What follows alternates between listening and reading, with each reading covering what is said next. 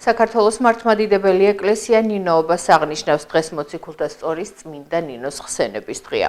წმინდანის სახელობის გორის ტაძარში წირვა-ლოცვა გორისა და ატენის მიტროპოლიტმა მეუფე ანდრიამ აღავლინა. სწორედ წმინდა ნინოს ქადაგებით საქართველოში ქრისტიანობას სახელმწიფო რელიგიად 326 წელს გამოცხადდა. ამ დროს სამეფო ტახტი მეფე მირიანსა და დედოფალ ნანას ეკავათ. საქართველოს ეკლესია წმინდა ნინოს ხსენების დღეს წელიწადში ორჯერ 1 ივნისსა და 27 იანვარს აღნიშნავს.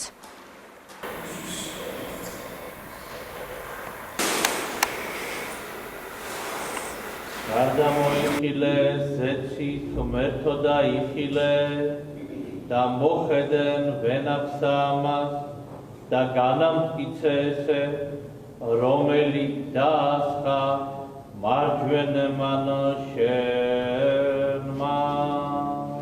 გილოცავ წმინდა ნინოს ხსენების დღეს, მიულოცავ ქართველებს.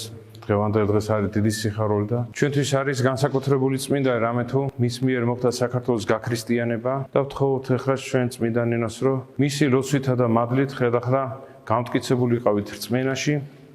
მერთმა გაგვაძლიეროს მიულოცავ დღევანდელ დღეს ჩვენ უწმინდესსა და უნეტარეს საქართველოს კათოლიკოს პატრიარქს ილია მეორის, გორისა და ატენის მიტროპოლიტს ანდრიას და ყველა ნინოს, ვინც არის წმინდა ნინოს სახელის მატარებელი. ღმერთმა დაგვრცოს და ღმერთმა გაგვაძლიეროს.